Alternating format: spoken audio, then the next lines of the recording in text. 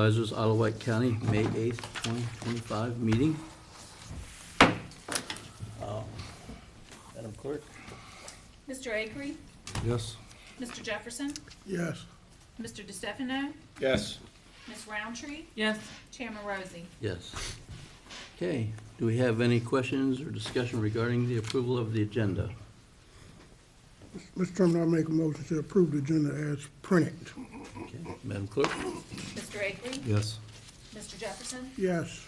Mr. DeStefano? Yes. Ms. Roundtree? Yes. Chairman Rosie? Yes, so moved. Mr. Robinson, if you would please come up. Let us pray. Heavenly Father, we thank you for this day and for this opportunity just to be in this place of discussion and deliberation. And we ask for your wisdom, for your understanding, that you would allow us to not only present, but also that you would bless our board with the wisdom to adopt a budget that is beneficial to the citizens of this county. We ask that you continue to bless those who serve our community, bless those who are recipients of that service, that we might be the type of county that is not only a blessing to each other, but a blessing to this nation. We ask that you would bless leadership all throughout the world. For it's in your name we pray. Amen. Amen. Please stand. Pledge allegiance to the flag of the United States of America and to the republic for which it stands, one nation, under God, indivisible, with liberty and justice for all.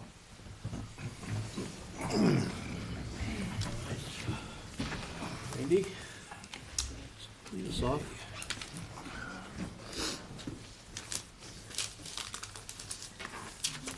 That's just the slides for the.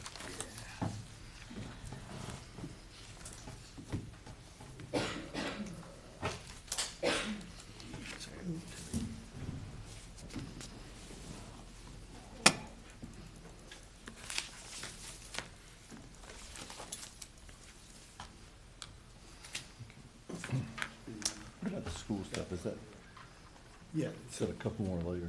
Yes. That one first. Okay. So, we have some late breaking news we received today from the school system.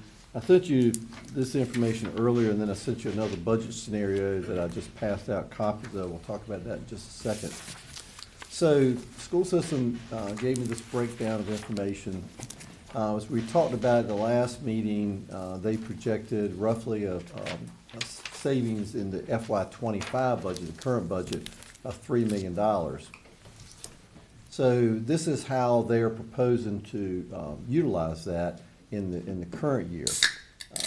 They're anticipating a shortfall in the state revenue of $682,000. That's due to a reduction in their average daily membership from what they budgeted versus what the average was on March 31st. I think it reduced about 78 students from what they originally budgeted. Now, the budget, of course, is always a guesstimate at the beginning of the year. You don't know exactly what you're going to end up with. And when they take the count on March 31st, I misunderstood this. I thought it was the actual count. It's the average daily count from whenever they started in September up to March 31st. So it's literally the average daily membership over that period of time. They also had a shortfall in some other revenues. I think there was some tuition revenues they anticipated and a couple of other small items, ended up being about $45,000. They also have some, and these are just based on coming out of the $3 million. So they have supplements and stipends that they pay. These are coaches and other positions. They always pay those out in May at the end of the year. So that would come out of the anticipated savings. They also had, you read about the $1,000 bonus. Of course, the state only covers a portion of that because they only give the schools enough to cover the SOQ positions, and that's usually less than half of the actual positions. So to give everyone the bonus, plus to cover what the taxable taxes would take out of that, so they net $1,000. It took us $750,000.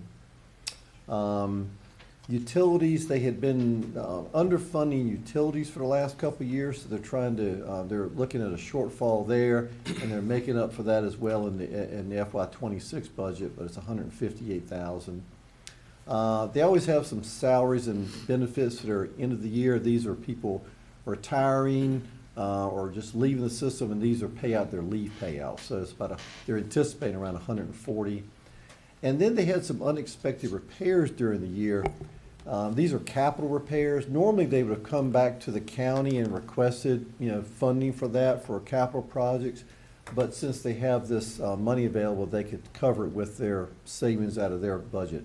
They gave a couple examples. There was one, they were making some repairs to the tennis courts at Smithfield High School. And in doing so, they found that the drainage lines actually ran under the tennis court, which is should not be there. So they had to reroute the drainage lines. There's something else they gave an example of. There was another large item. I think Concession stand and lights on the baseball and softball. there were lights. Yeah, the lights on the baseball. Yeah, exactly right. There were some. They had to replace lights on the fields at both high schools. So those are a couple examples. But we only give them $250,000 a year for capital maintenance, so they basically ran over, but they were able to take it out of the $3 million. So that left a balance of about $752,000. So for 2026, they are looking at projected annual revenues. They received these numbers from the state of $1.2 million more than what they had anticipated in the budget. And I was asking how is the difference? Well, if you remember during the budget preparation, you have the governor's budget, you have the General Assembly's budget, and then you have what they come up with in the middle. So usually they take the most conservative number to start with, just in case that's where it ends up. Anyway, the final General Assembly approved budget came in at $1.2 million more than they'd anticipated for our locality budget. Coming out of that, they actually ended up with a 32% increase in their in their health insurance fund rather than what they had originally anticipated. So it's going to take another $432,000. So that's a total of about $2 million increase. They originally projected $1.6 million, so it's going to end up being a little over $2 million in funds for their health insurance. The step increase, as we've talked about, was $521,000. And then, again, to correct this utility issue that they discovered in the current year, it's going to take another $160,000. So that's going to leave a balance of $93,000 that they would not need to cover these particular items here. So is it fair to say that the funds for utilities on both pages, would that be a combined? Well, They're using the 160 for that, and you said they were already short on utilities and they were trying to catch up.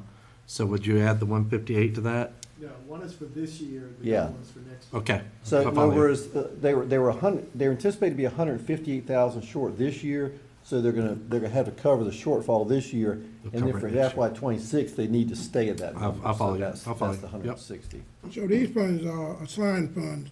They already assigned to a category. These would be, the $3 million, these are items that they know about. I mean, they know these shortfalls, the stipends, the bonus, all these items are covered. Now, then they still anticipate they still have some additional funds, and then whatever that number actually is, that comes back to the county, and then this board will decide how to reallocate that, or if it just comes back to the county general fund.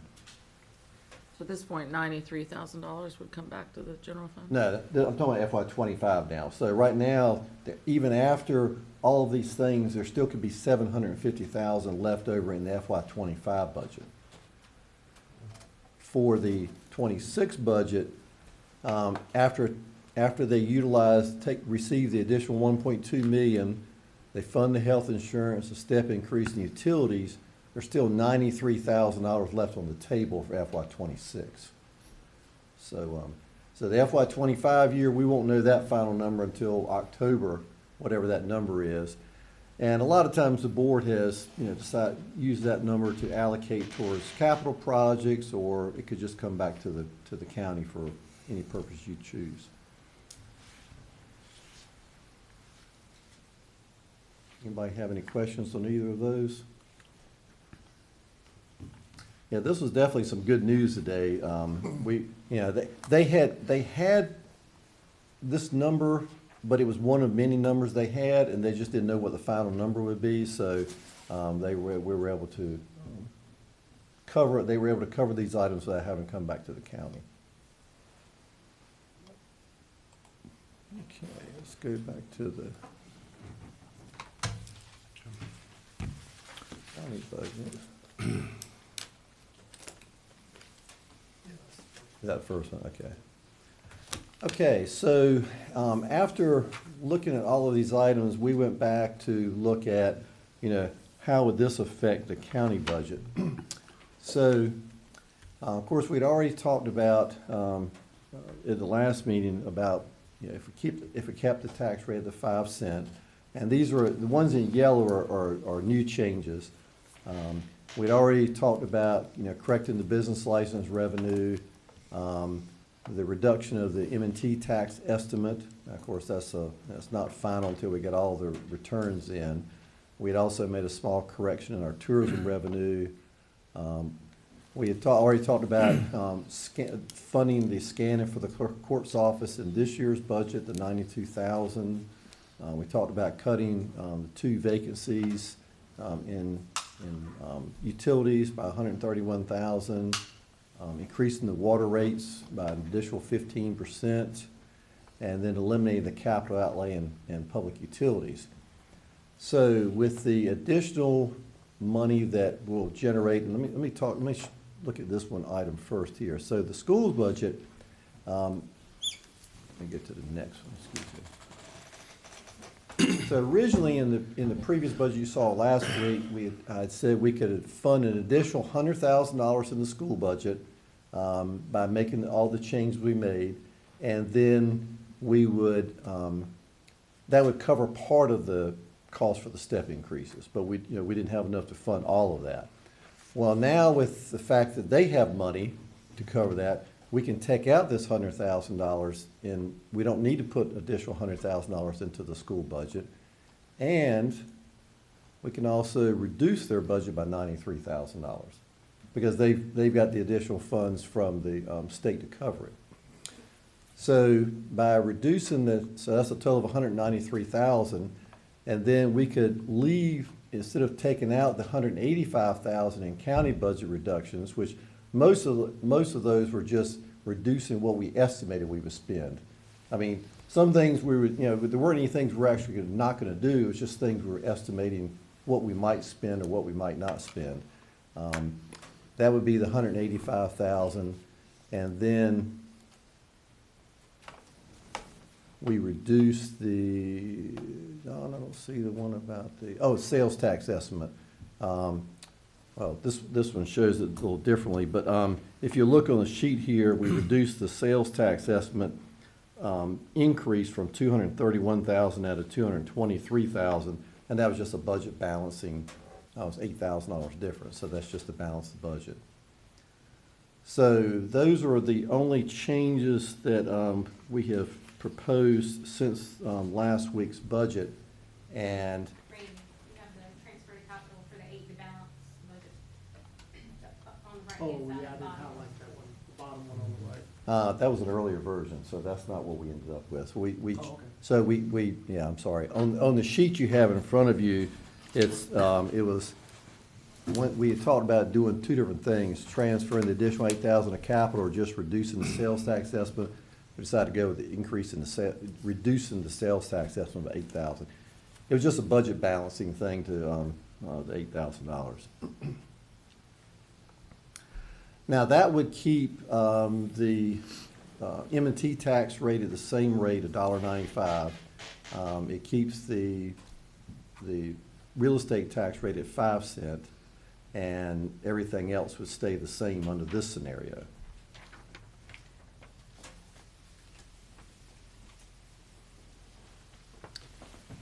Mr. Keaton, could you explain some of the thought behind a complete elimination of the tax cuts that were previously identified?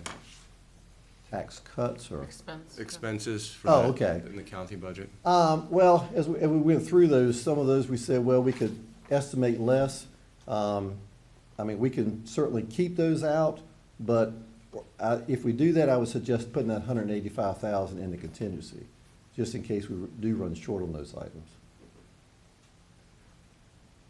I recognize that not all of them will be actual expenses this year, but in years past, some of them have been actual expenses. So it's Correct. likely that a portion of those, 50% or 60% of those will be actual expenses this year. So understand the idea of putting that in a contingency. Would you put all of that into a contingency, or would you put some fraction of that into a contingency and then reduce the budget by the remainder? Well, if we reduce the budget, I would suggest maybe putting that additional money into capital, because we never have enough capital in our capital maintenance budget. And again, it's just a matter of how to make the budget balance. So if you take it out of one area, you got to take it out of some other area as well. And Randy, we might want to go back and revisit some of those reductions, because some of them we were like cutting it pretty razor thin on our estimates. Right. Yeah, I mean, we didn't really eliminate anything when we went through that exercise. We just reduced what we estimated we would spend. So it wasn't an actual cut, it was just reducing our estimate of what we thought we would spend. So if the spending is, more along some of the historical lines, then we would actually have to come back and do a budget amendment anyway.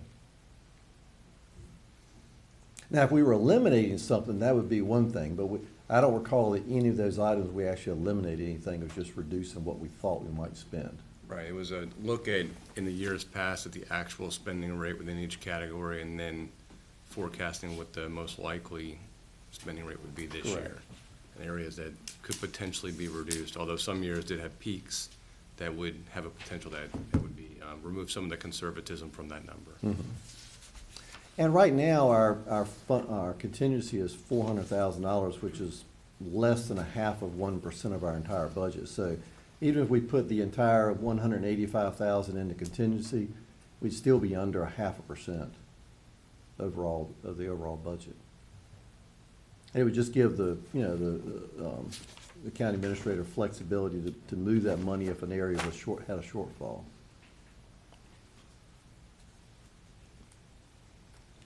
I think I would favor the idea for the board's opinion of that being in the contingency, as to not have the individual budgets continuously grow, because they won't go down next year, they'll probably go up next year. The contingency may or may not get used. I recognize you'll have the flexibility to use it if one of those particular areas do exceed their budget, it was to cut too much or something like that. But also gives you the flexibility to not have it planned in that particular area, but used on something that might benefit the county in a different way. I agree with that entirely, and that's the flexibility of putting it in the contingency fund. There's so many unknowns going on right now. We're talking about businesses in our area and some that have existed for a long time. There could be some changes there this year, and that would be lost revenue.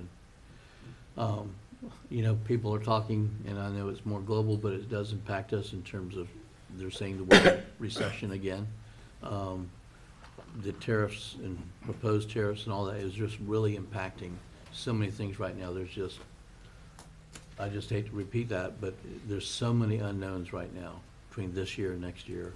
And I really want to be prudent in the decisions that we make as we go forward. But at the same time, the population that gets hit, I think, the hardest by all this is our seniors. And we don't know how the exemption with veterans and all, where that's going to go to over the next Well, year. that's a good point. That is one area that we've struggled to try to keep up with that. So even though we've increased that by 1.1 million, we never seem to quite get ahead of that. It seems we always seem to be lagging behind on what the estimate is. We had a meeting yesterday with VACO and our regional group, and listened to Emily Brewer talk and some of the other folks talking about that, and it was brought up the concerns and how our area is impacted more than a lot of other areas, and what can be done right now. There's nothing that can be done, but maybe something in the future, and I know they're looking into it, trying to strategize. Joel brought it to their attention in the meeting and did a very good job. Was very elegant in the things that he stated there, but they're just, how do we have a conservative budget that's balanced and make the right decisions is really what's on the table, not impacting the citizens any more than is necessary. And boy, I tell you, this is just a real struggle. Well, one of the areas that, we've seen, of course, there was a Smithfield Times the other day, Smithfield Foods has completely lost the Chinese market for fresh pork. That's 3% of their overall global sales because of the reciprocal tariffs that China put on after we put on the tariffs. Now, it doesn't make sense to ship pork to China anymore. So that's going to impact them. Farmers, I've seen a lot of reports and listened to, I think, President of the Soybean Association that they're having a lot less shipments to China now from soybeans. So that could have a real impact on the agriculture industry. There's a lot, cotton prices are way down. There's a lot of folks that are not putting cotton in the ground because they can't put it in and make any profit on it. Corn prices have moved a little bit, but corn prices are still down. There's a lot going on in the economy right now. And anywhere where we need to hold back, it's not because we're trying to hold back and hurt someone.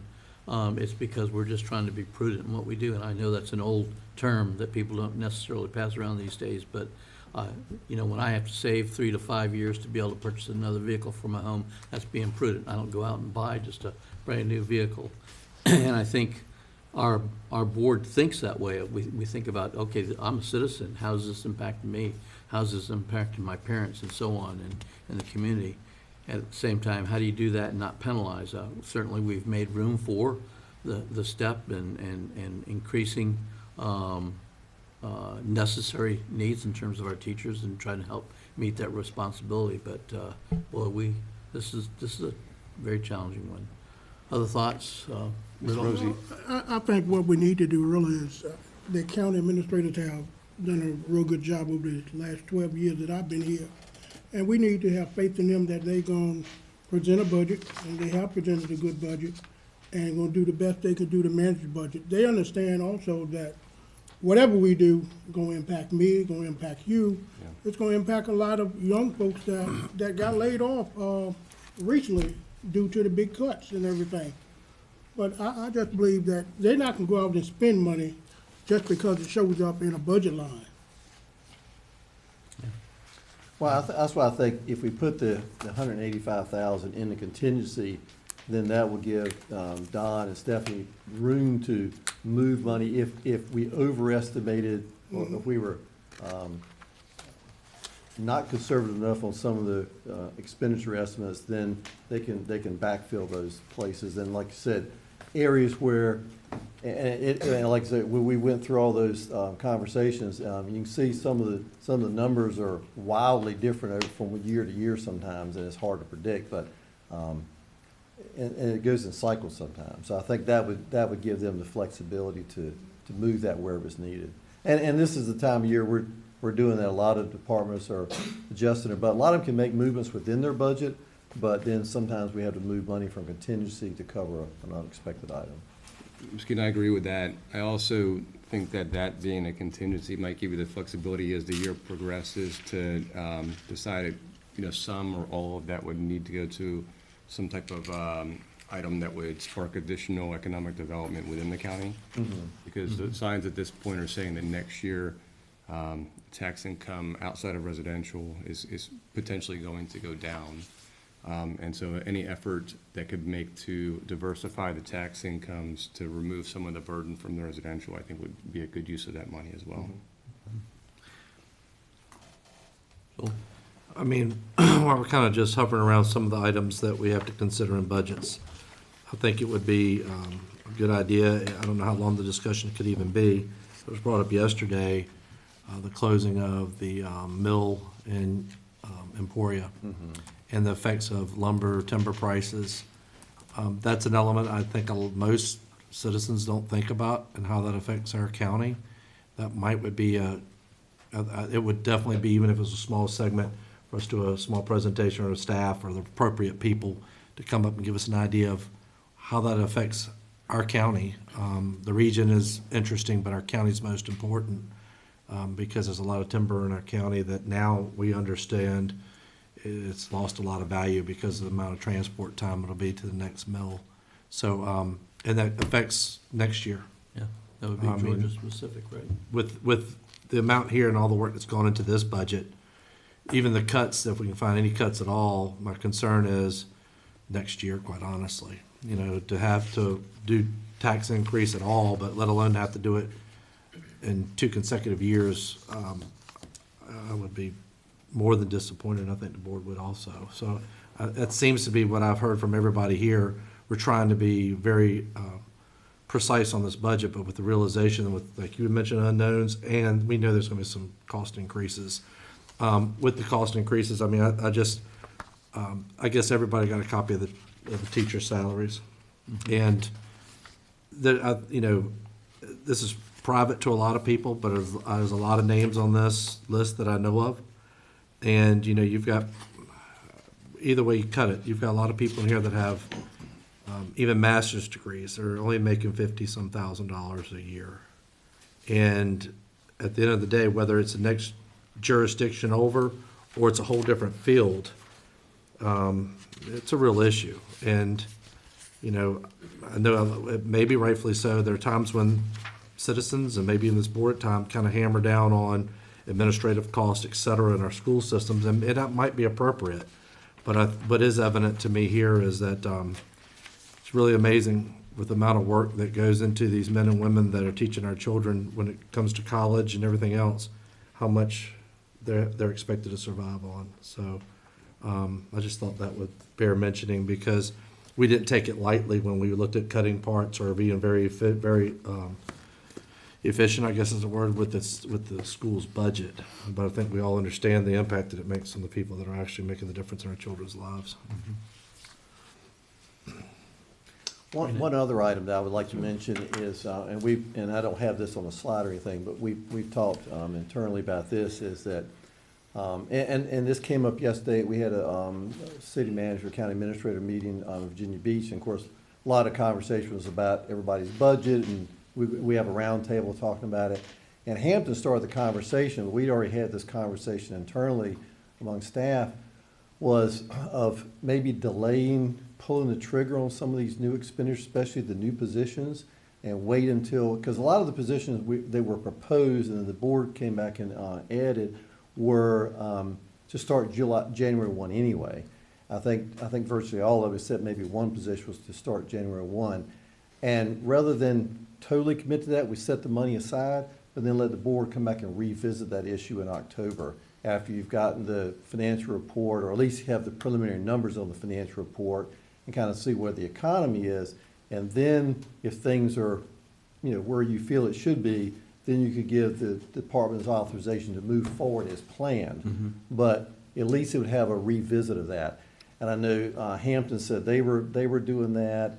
They'd even considered delaying the salary increases, but nobody else was considering that, so they said they would probably go ahead as well. But several people said that they were looking at, you know, holding back on the new spending or things that didn't have to start right away, and just try to see what the economy looks like in the next few months. So that might be a consideration, is to, because a lot of times we'll go ahead and set the money aside in non-departmental, and then when it's time for that position, we transfer it over to the departments. But that's just another thought. Thoughts, Renee? So, you know, I like to consider things in 3 buckets, FTEs, capital, and operations. So I'll start with FTEs. I saw a little bit of email traffic today about the part-time investigator for the special prosecutor, or the prosecutor's Right. office. Where did you end up? Did you end up having money from staff savings or salary savings to cover that? Like, is that included? I haven't considered that, because we did not recommend that position to be approved in the upcoming budget. I mean, I was waiting to see what the board wanted to do. So can you just summarize the email? It would require, So right now, we have a position in the common attorney's office that's at an hourly rate, and if to make that a full-time position with benefits would take another $47,400 to make that a full-time position. So my understanding is, I believe, and please correct me if I'm wrong if you can, that this is like, almost like an investigator type position It is. along with review of video evidence, et cetera, some It's a part-time management. investigator. For comparison, Suffolk has a part-time investigator, and Southampton does not have any investigator. So we have the same number of people right now as Suffolk has. My understanding is, from those that I've talked to on this, is that they have far more workload now than they've ever had, and it's very hard to maintain that and stay on top of it with a part-time position. It's one of those positions where the individual works really, really hard and still can't keep up with it. And is there some kind of turnover savings, annual turnover savings or something that can partially fund the 47.4 delta? There was 21,000, I think that it came about, but that was already in our budget for comp board salaries, right? If you, the total to add after any additional revenue, salary savings and everything was the 40,000. So it Oh, was like 60,000 total That's right. minus the salary. Well, and then I got a late email from Georgette that it was still 28,000, it was actually 21,000 was the turnover, so it would be about 54,000 then to make this position full-time after accounting for the revenues they have. So this position makes over 100,000 a year? No, it's benefits included. Um, Because part-time positions don't receive benefits, so this would make the benefits is what kicks it over. It was in the 60,000 range, but that's only basing it on their current hourly rate. I don't have any details on whether or not that would actually go up to be a full-time, I would assume not. So we'll base it on the current hourly rate. I think this position was just added a couple years ago. It didn't exist at all before that. Could we see the math on that, if you don't have it now, subsequent to now? No, I'm just looking, we just had an email, it was 47,000, and the other stuff, it would be 54,000 some change. In addition to the current funding level? Correct. That includes the rollover funds? Okay. Okay, and then for the, to try to affect a zero net impact FTE, balance our budget for the next year, I know that we are all getting comfortable with taking 2 FTEs, I think, away from utilities and placing those for sheriff's deputy coverage at the hospital. I guess though, the way that you've worked it, if they both start in January, that's just 1 FTE. Right. And then you're accounting for the other utilities FTE to be replaced by the fire department additions for Rushmere. I did not take any other FTEs out for the EMT, for the fire rescue positions. So, Just 2 out so far. so what's the total net increase of FTEs, the way you've projected, It would be 2 right now, without the investigator position? correct.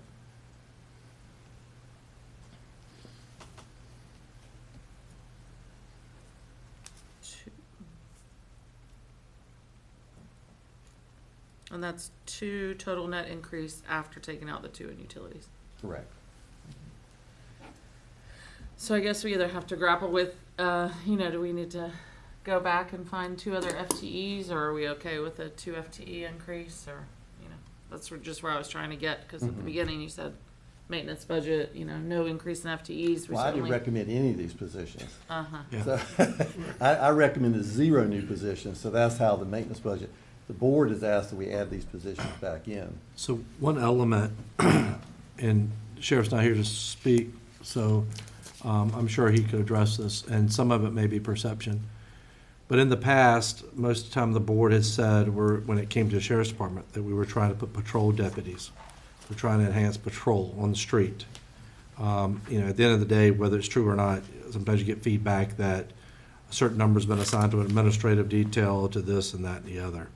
The sheriff at the end of the day can do whatever he wants to with any money we give him. He could put them all in animal control or something. I don't know. Not that he would. But at the same token, I think it is important that, and I just kind of came to light because we said they're not really meant for the hospital. I think we realize there's going to be an impact to our patrol with the hospital, and that was a consideration. But I think it's not, I think it's wise that we at least let our sheriff or let our citizens know what we intend those positions to be used for. At the end of the day, again, the sheriff can do what he wants, but I think the intent is to enhance patrol or to support current patrol when the hospital comes online. Is that, I think that's fair to say, Yeah, I but mean- I don't know that we've really had that discussion. We just said 2 additional deputies, which deputies can be assigned to anything in the form of an FTE for the sheriff's department. So I would recommend, just again for what it's worth, that it be stated that this is, the intent here is to augment and subsidize and enhance patrol. And the intent is not to have additional administrative. And the reason I bring that up is we're grappling with an investigator for one department here, and whether we do it or not, we know exactly what that's trying to be, that was being accomplished there. Again, she could do what she wanted to with that position, but that's her intent. I think it's important that we just kind of make the statement that that that's the intent of those 2 FTEs for the sheriff's department. Yeah, that's been my understanding. And I think that was clear a couple weeks ago when we first talked about it, but it bears restating. Well, it bears to be stated quite a few times because his needs do change, but I think it's important that he knows and our citizens know our intent. And if he's called on through the carpet because he needs to do something different, he's elected like we are, he can address that. But Just to put a little bit finer point on that, so you're right, it is patrol, but the primary reason they need additional staff, it would not be to provide security for the hospital, but to provide someone to sit with someone when you have the temporary detention orders or the temporary custody orders. So those are the ones where the locality where the hospital is located has to provide that initial security. If someone comes to the hospital, they're determined to be a temporary custody, and someone has to sit with them in a separate room until that determination can be made by a magistrate of whether they need to be detained in the temporary detention order. Then that's when a bed is they try to find a bed somewhere, and then that could stretch into 48 more hours or 72 hours. It could be 72. 72 hours. At that point in time, the locality where the person came from comes to provide that security. And then our officers would be released. Now, of course, if it's an Isle of Wight person, then our staff has to sit with them. But they would have to do it anyway if they went to Obacy or Southampton or somewhere else. So that has been the issue, is that the sheriff would add these 2 people to that patrol area in the Carrollton patrol area so they could respond quickly to, it would beef up their patrols so they could have someone available to go and sit with someone at the hospital if you have that situation. So when you went back to look, and I know I called in for last Thursday's meeting, thank you for obliging, but when you went back and looked at the FTE, accounting or list, are there absolutely any other positions, even ones that have been vacant for a long period of time, that we could delete in favor of the fire positions for Rushmere? So I went back and looked at the one, I think there was a question about public works. It appeared to be 400 and some days. That's one we constantly advertise. So it's not 445 days for that a position. It's just we constantly advertise for those positions because we have turnover. So that's just a continuous loop. The one position that had a question mark in economic development, we're actually in the process of interviewing somebody for that. So that one we're hoping to be filling that position soon. So I did not see any other positions that have been long-term vacant that we could afford to exchange for someone else getting an additional position. Okay. Can we review the capital budget again? Sure. Backwards or forwards? Backwards. Okay.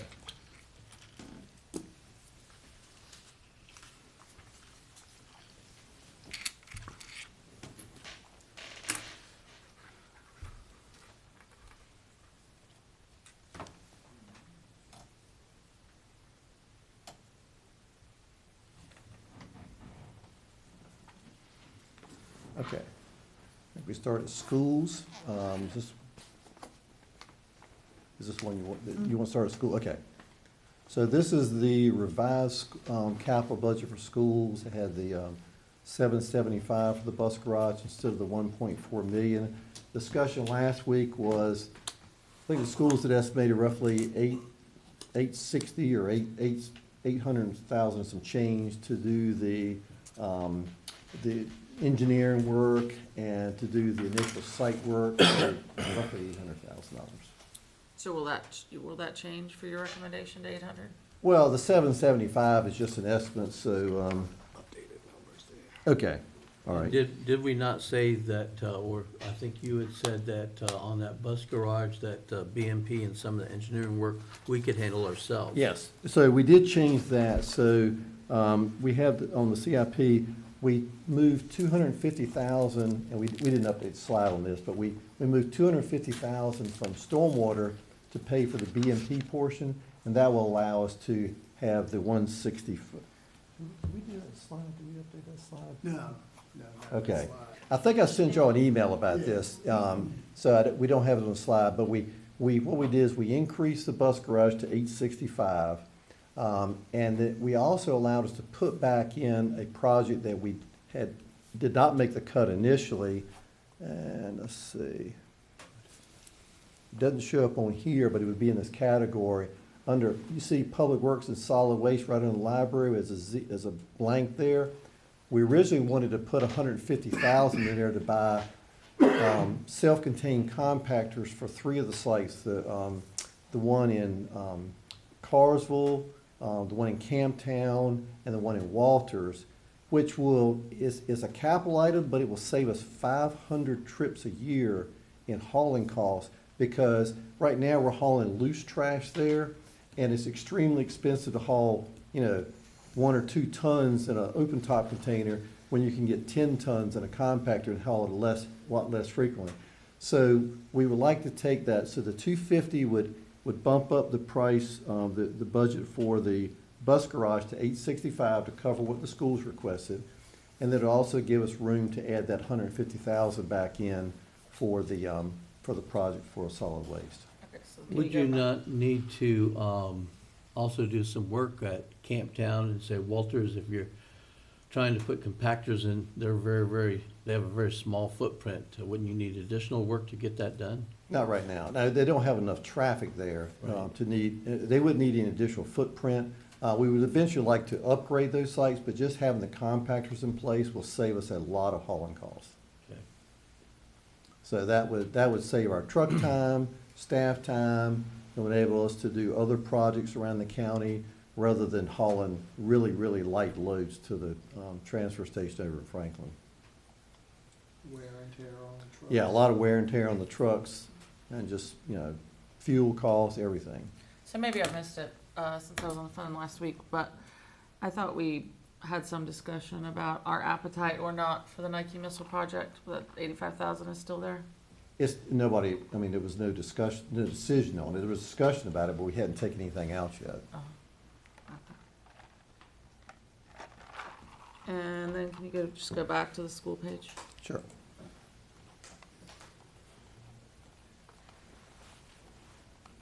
It's kind of hard to tell without a visual what all the capital expenditures and funding. Yeah, there was an email I sent last week right after we had that conversation, and the 865, like I said, the biggest change is the 865 in the bus garage, so that would be the only change here. And then we added the 150 for the solid waste facilities. Could you review the weapons detection, what the $180,000 is for? Is to add weapons detection, I believe it at two or three elementary schools.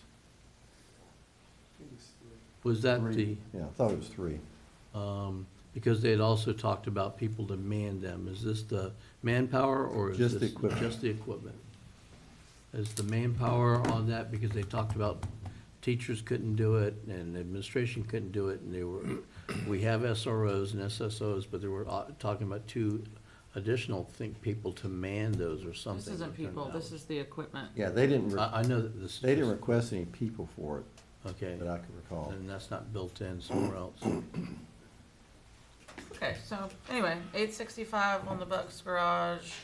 You supplement with 250 from stormwater. You add back in 150,000 for pumps. I just want to reconfirm that we're not going to go into any or take on any debt to fund Correct. There's no debt capital in here. budget as you've projected. Correct, there's no debt. So I think what we have to decide is before next week what to do with the Nike missile. Yeah, we're actively involved in that project. The engineer is doing the design work right now. I mean, it was already started during this fiscal year, so if you want us to stop doing that and not do anything further, I mean, we've already paid for part of that work to be done.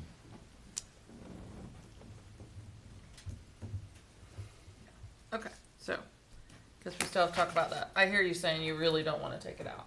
Well, I'm just saying, the board last year was emphatic, they want us to move forward with that project, so we started moving forward with it, so if we stop it, we'll just have spent a lot of, significant amount of money for Wasted nothing. some money. Yeah. Keep it moving. I mean, it looks bad up there, at least to some people. I've had some phone calls the other way. But, you're flushing some, I don't know how much, but I know we're flushing some money down if we put the brakes on it, and hopefully it won't be an $85,000 project. Right, I agree. And a lot of that, I mean, we've already done a lot of the work. We've already done the test borings to make sure we've got, determine what the foundation needs to look like. We've had the site plan done. We're doing the design right now for the structure itself. So, I mean, we could stop it. I mean, that's up to the board, but Some we've of already. that stuff would have to be done again later. That's right. But if you stop it, it's not going away, so we'll have to come back later at a higher cost. We'll just have to keep wrapping it with tarps out there.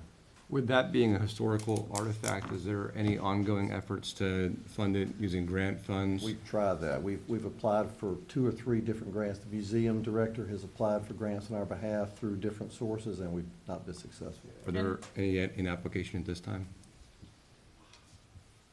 She's applied for like 2 or 3 different grants. Yeah, we've exhausted our, I mean, she's applied to places that fund things like that, and we have not been successful in getting awarded for that. And y'all know how we obtained that and all that. You were on the planning commission for that, so. There's been some citizen involvement in that. It's not like the county just whipped out a checkbook and went looking for a missile. There was some citizen involvement, and they donated time and all that effort. So to a degree, we're coming alongside of some citizens that had started this project. So it's not all just a county endeavor. We've had all the paint removed, so there's been a lot of it was determined. One of the issues was whether we could save the undercarriage part of it, and, a lot of that was deteriorated to the point that you couldn't save that, but then the question was at least, the part that the missile rests on, whether that could be utilized. I think that's gonna be utilized, but the structure had to be, sufficient to hold that, because it's several thousand pounds. I mean, it's a pretty heavy structure. So other than the sweat equity and the brain power, has there been any private citizen fundraising or donations towards the project? Not other than what was done initially to get it over here, and initially there were some thoughts that you could get some private companies to do the painting and things, and that just wasn't practical, because once you put it in place, a lot of the places that want to do it, want us to have it at their shop, and you couldn't move it again. It's so heavy, and it was a big effort to get it over here, so we had to have someone go out there on site and do the painting. It's a unique piece of equipment, so we didn't, it was something that was, a lot of people were involved in getting it here. Okay, so just to go back 1 second to the FTE discussion, and then I want to move to operational items. Apparently, I don't know what you found on the website for Suffolk as far as the investigators, but I'm getting texts about how many people I Suffolk just did has. too. And I can show you their website says 1 part-time. Okay. Ms. Phillips is here We can ask Yeah, Ms. I do. Phillips if that's okay with you, Randy. Oh, yeah. Would the board like to hear? Just, I know that over the years, they had a full-time and several part-times. I just asked an individual who knows the people over there, and they have confirmed they currently have a full-time and 4 part-times, and then there's also a part-time fire investigator. So Suffolk has had at least 3 to 4 investigators for their Commonwealth Attorney's Office. It's only for the Commonwealth Attorney's Office for years. Southampton does not. Tell them to update their staff I website. will let Narendra know that she needs to update So their 1 staff. full-time, 4 part-times, and a part-time fire investigator. Yes, ma'am. Thank you. You're welcome. All right, so just wanted to clear that up a little bit. I think that helps. I'm not in favor of a 5-cent real estate tax increase. I really had hoped to get it to 4 cents, through some blood, sweat, and tears. I don't know how exactly we're gonna get there, but I would like to try to be at 4 cents. I don't know if that means that we continue to ask you to cut the $185,000 worth of expenses that you had taken a pencil to. I don't know if that means that we increase M&T tax by 10 cents and raise $310,000. That leaves still, in my calculations, to get to $686,000, it still leaves $191,000, which schools had $3 million left over, so might as well take it from them. I think they could probably absorb that somehow. So I do think that we can get there to go to 4 cents. I know it's a lot of work, and you put a lot of work into the budget. I appreciate your responses to all of our questions. I don't believe in keeping 3 cars in the driveway when you have 2 drivers, right? So I'm not a huge fan of contingency. I'm a huge fan of budgeting for what you need.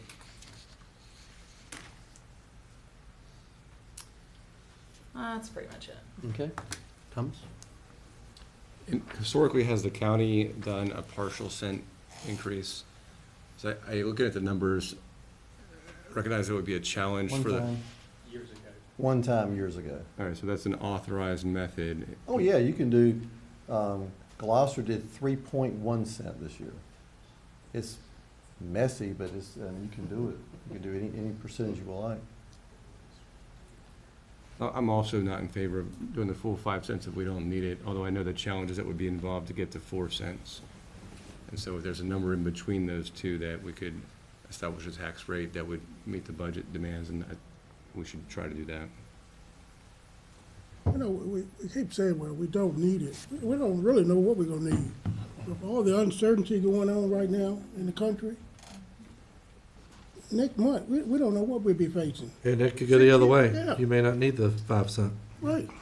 Right. Because when we say we don't know, then we don't know. You don't Yeah, if know. any of us had a crystal ball, we wouldn't be sitting here. Yeah, we'd already We'd be approved the doing budget. something else. Yeah. You mentioned earlier Smithfield. If we lost Smithfield, what impact would that be? Do you know? I don't know off the top of my head. Could you help us out on that? I'm not saying it's happening. I don't have any facts on this, but I just, as an example. When you talked about China not taking their pork, and there's so many things going on right now, that's. Now, I think, in the article in the paper, the interview with the CEO, they are redirecting to other markets, but it's still a significant, amount of product that they're no longer able to sell to that market. Right.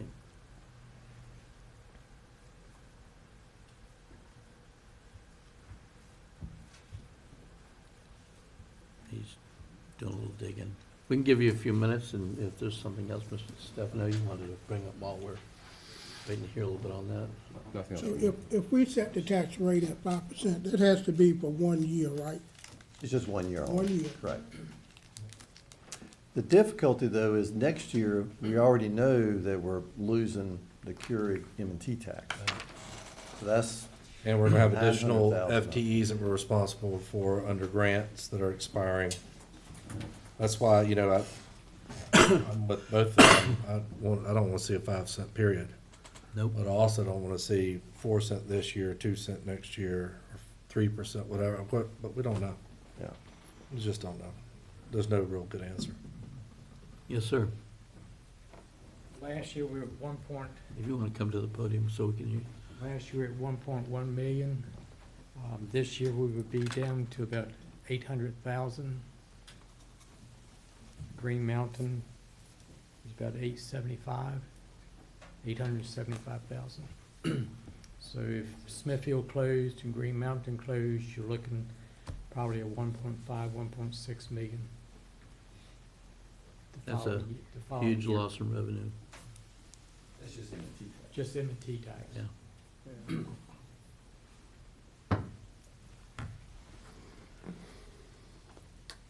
And I bring that up only because I think it will help citizens understand some of the things that we're looking at. Again, a lot can happen. Keurig could close, and somebody could come in immediately and have a footprint there, and it would change a lot of things, but we don't know that yet. We can't base our decisions on the unpredictable.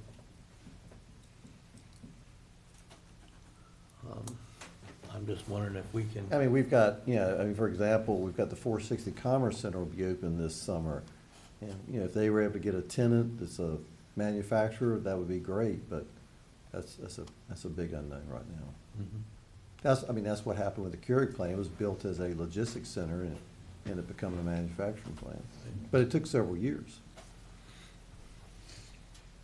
And if we do have if we were to go with the 5% and have a unexpected good year, we can always, at the end of the year, give the citizen a rebate or something if we so desire, right? Can we do that?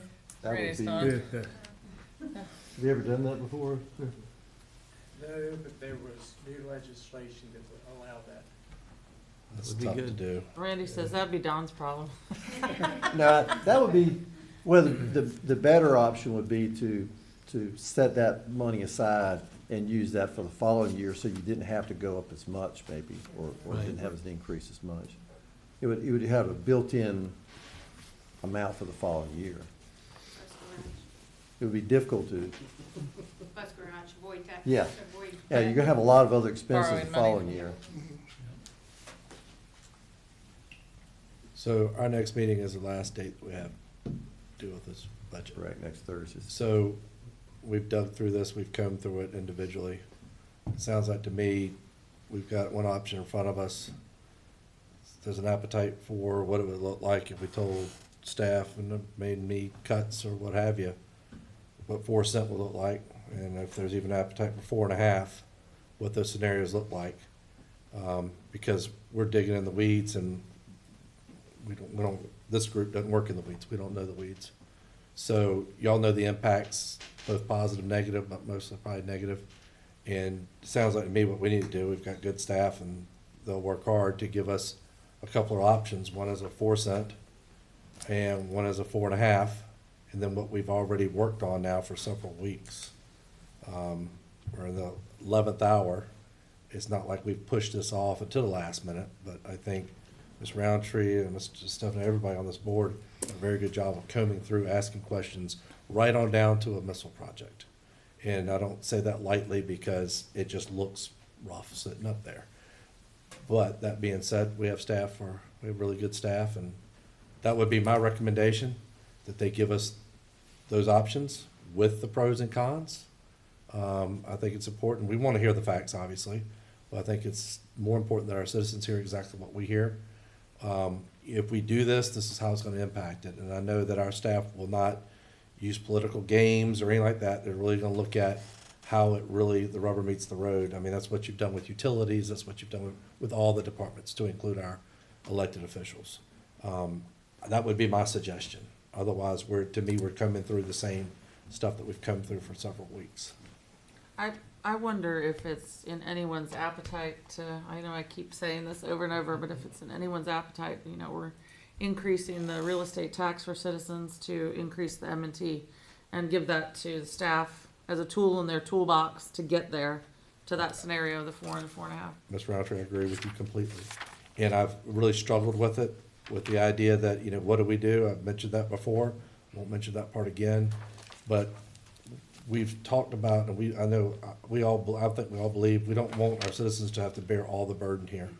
Our manufacturing is part of the community, and they should help out when they can. They're part of our community. good and bad, and these are not exactly the best times. So I think that should be a scenario, and Ms. Roundtree, we could definitely include two-touch M&T as well as an option not touching M&T. I wanted to make sure that they knew that was a tool in their toolbox to help them get there with That's the why I believe, scenario building, right? I think that's why it was advertised the way it was. Correct. Are there any other options for taxes that aren't being taxed, like agricultural equipment, or?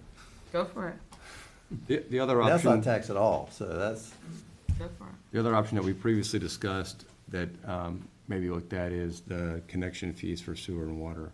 I think we discussed last week an additional $500 in each of those would raise approximately $100,000 estimate for next year. so we've already increased it by $500 for each one, so that's added $1,000 to the cost of a house. So this would be adding $2,000 to Yeah. the cost of a house. Yeah, maybe that's the way to control growth. Well, but on the same token, we talk about affordable housing, so I don't know. We're getting up there pretty high. I mean, we'd be the second highest in the region already. If I could, because y'all are starting to make me nervous for next year. The only concern I would have is that there is at least, because you all are right, we don't know what's gonna happen, 2 weeks from now, much less 6 months from now. But there are already discussions, and you heard this yesterday, the housing market may be slowing down. That's right. So connection fees and those kinds of fees are not necessarily guaranteed to bring in the revenues that we've estimated. We have already stretched, in my opinion, some of those estimates, because that's what you all challenged us to do. I'm starting to get nervous, though, in terms of continuing to stretch those rubber bands, because at some point they pop.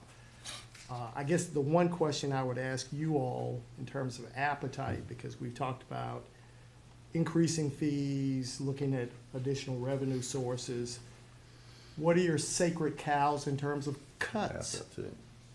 Because we've added staff, law enforcement, public safety, we've added staff in this budget. But now I'm hearing, but you want to cut a penny out. And the only way to do that is going to be painful. So what is your pain threshold? Are any of these additions set in stone? The new staff set in stone? Well, it seems to me that the original budget that was a flat budget, as you described it, was the baseline.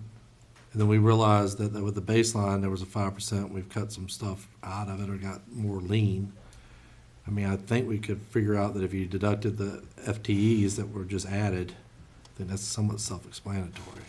But I guess what you're saying is just to go back and erase those and say, there's your money, I don't know that's what we're trying to accomplish here.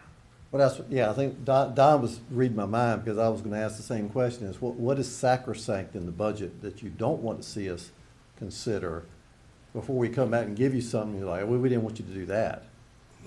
I don't have any sacred cows. I just know that,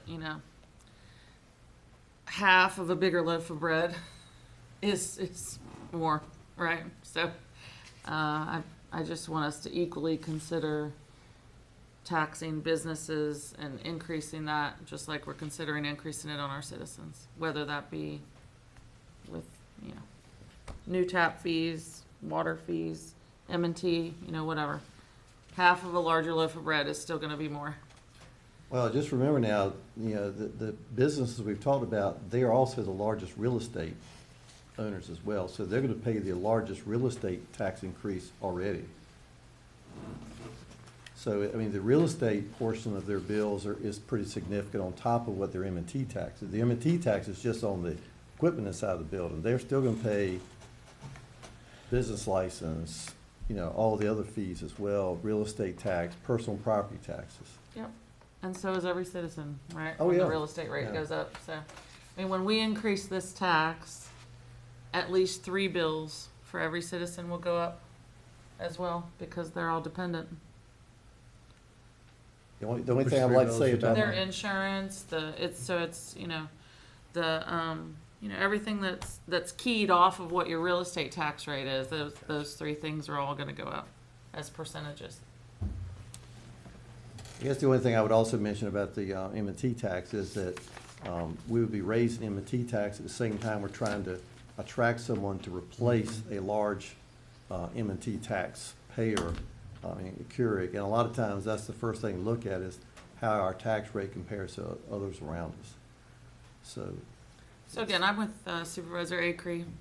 Go No, for I'm it. just- Make the scenarios at 4 and Yeah. 4.5. That's your And I job. think at the end of the day, I don't have any sacred I think cows. the burden will be on the board, and we'll make a decision, and as individuals on the board and as a whole body, we'll just have to deal with our decisions. I mean, We'll give I you think that's why multiple- we're here. Y'all have Yeah. done a really good job of what y'all have done. We're asking you to do something that's difficult and maybe even painful to see, but I think it's important, even if this board ended up saying we're going to have to go with a 5-cent increase, it's important that we see what we just saved or what we ended up achieving. And I say we, I'm talking about our citizens, because of the cost. I mean, I think that's the idea behind it. And, you know, we projected so many new houses might be built and additional revenue coming in from those houses. But if the costs go up and people losing their jobs, I don't foresee the houses being built. Well, they said it was a I downturn. mean, We do have one of the lowest tax rates in the area. So maybe they leave Hampton and Norfolk or whatever and come here. Who knows? but I'm saying it costs more for them to build a house. Yeah. A young person, I mean, they're struggling right now. We'll give you multiple scenarios. You know, it might be 5 or 6 different scenarios, some with cuts, some with additions, some with a mixture, all of those things combined. And I think as you pursue that, you know, I think we're all feeling the pain of trying to meet the needs of this budget. And, you know, certainly there are additions that we've talked about, FTEs and stuff, that we would like to see, and some that may be much needed. But just put it out to all the departments, schools, sheriff's office, everybody to help us think through this, understand the impact to our citizens, and help you and help us in the process of trying to bring it down to what we really need, what we can really afford, and what will help us move forward. One thing I can say that we historically have done over the years, when we've made some cuts in, say, the school budget and other departments, and we found out that revenue came in a little bit better than what we expected, and there were requests that came back to us. I don't remember a time when we said no to the schools. Maybe we have, but when they asked for some additional money, we usually approved and gave them the additional money that they needed. And I think that historically has been what we've done, I'll say at least most of the time. Same thing, we've had other needs that have come up to us that were unexpected, and we want to hope for the best, and we want to hope that it's not as difficult as it could be with reduced housing starts, and there's just so many things on the table that are an unknown. To me, it's unprecedented. I just don't remember it being like this, and the next 2 years are going to be very challenging. We have to make the right decision. We can't spend money we don't have, and we can't overtax our citizens at the same time. There's one other additional item that I think should be mentioned, at least out in front of everyone. And that is this board, obviously, I hope it's obvious, that we're definitely trying to make sure we serve our citizens appropriately.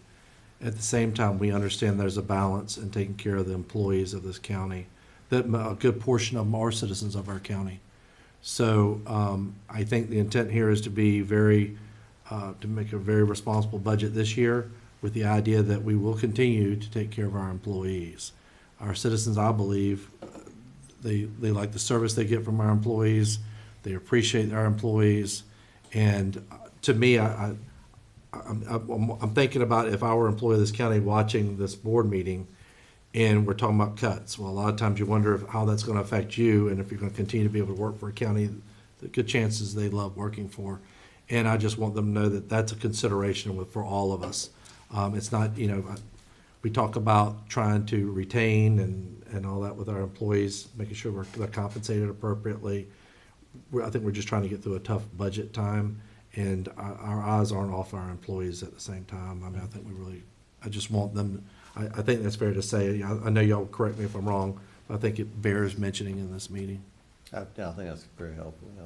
I think it does, Sheriff Clark just came in, I don't know if there's any questions you might want to ask him. We've been talking about your budget. We need you to save us about $1 million out of your budget. We'll see you at next meeting, sir. Let's joke, by the way. To add what you said, Mr. Acree, I think that's important. Agree with what you said. And of the county cuts, it's important to note that none of those came from a pay or a employee benefit area. They were all some type of operating expense, because there is a true need to pay the employees correctly. Any other comments or discussion?